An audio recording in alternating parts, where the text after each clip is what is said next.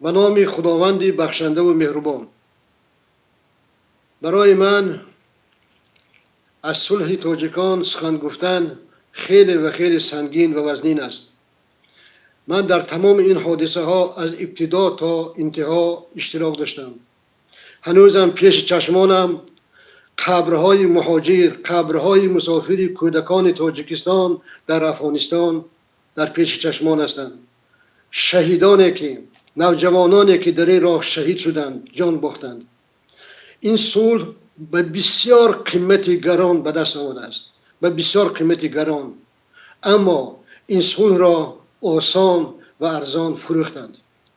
از روز اول معلوم بود که حکومت رحمانوف که شعارش ما با خون آمده ایم و با خون می رویم دیگر نشده بود، اما مخالفین تاجیکستان آسان به دام مکر و فریب رحمانوف، به دام مکر و فریب دشمن افتادند.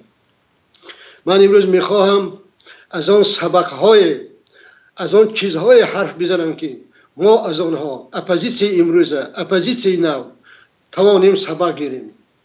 یکم،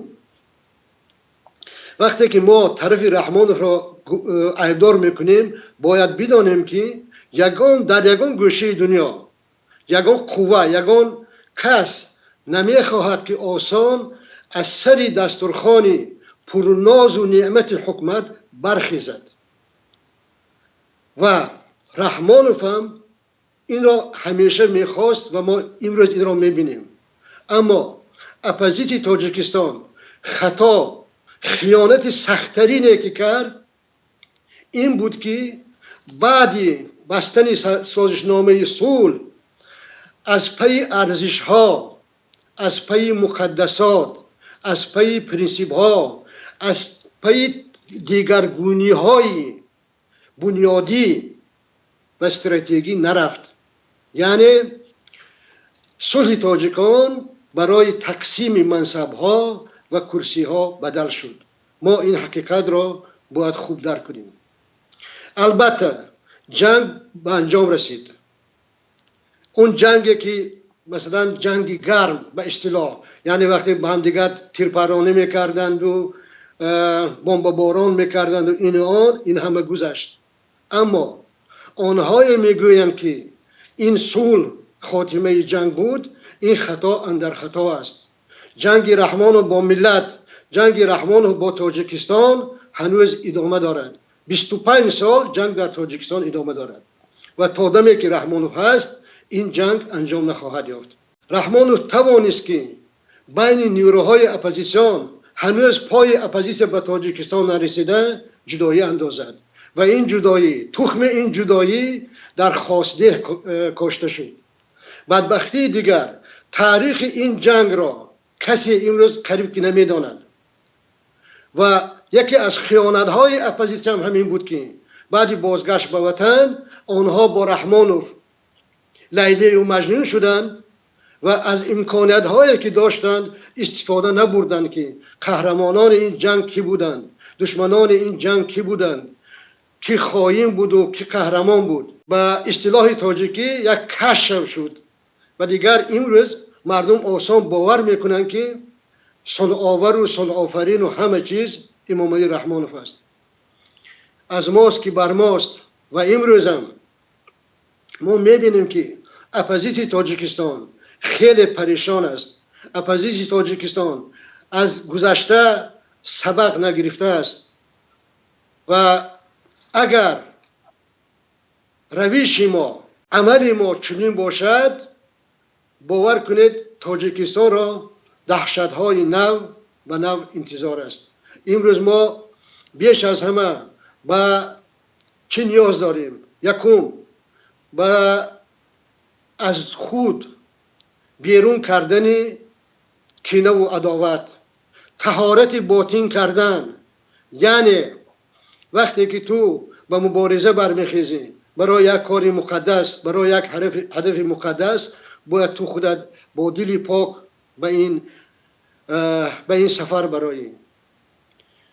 و امروز با علم گفتن یا نگفتنی آنکه چرا این سازشنامه صلح به واقعا وحدت ملی نآورد، چرا به آرامی نآورد، چرا به ثبات نآورد، این همه خوب است، اما این مسئله اساسی نیست. مسئله اساسی این است که امروز ملت تاجیک، امروز تاجیکستان در یک ورطه گرفتار است که شاید بعد این ما همچون ملت نیست شویم. باید همین خطر رو همه ما احساس کنیم و برای نجات ملت، نجات تاجیکستان با هم بیاییم. یعنی اتحادی که در پی ارزش ها باشد، اتحادی که در پی همان چیزهایی که من گفتم که ساختارهای اصولهای بنیادی برای ساختن یک تاجیکستان نو باشد. سال 1992 وقتی که ما بعد به سر قدرت آمدن کلتکداران سور، یعنی حکومت رحمان و وطن را ترک کردیم، رو به هجرت آوردیم، واقعا اکثر کشورهای دنیا آشکارا میگویم بر ضد ما بودن و در تاجیکستان هم من باور دارم که 60-70% مردم اونقدر ضد اپوزیسیون پروپاگاندا زیاد برده بودن که خوشدار اپوزیسیون بودن. اما اپوزیسیون ایده داشت. ایده اپوزیسیون با واسطه استاد سید عبدالله نوری، استاد حاج اکبر تورجانزاده و دیگر شخصیت ها پیام های روشن به مردم تاجیکستان رسانده میشد و خود همین مبارزه هم یک رمانتیک پیدا کرده بود. مثلا وقتی که من در افغانستان بودم، استاد نوری نقل کردن که یک جوان وقتی که به عملیات میروند و همه کشته میشوند، یک نفر جوان زنده میماند و همون نوجوان پیش استاد نوری میبیاد و گریه میکند، اشک میریزد. استاد میگه تو چرا گریه میکنی؟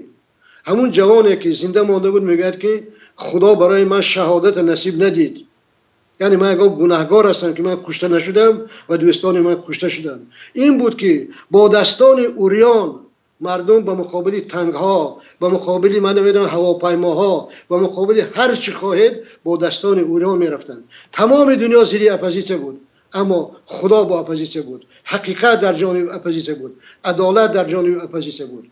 امروز بدبختانه بله مردم نسل نوی پیدا شد که منم گمان داشتم که این نسلی که از جنگ کمتر شده است، نسلی که با جنگ نمیتوان ترسانید، اینا از ما پیشرفته تر و از ما مدرن‌تر هستند.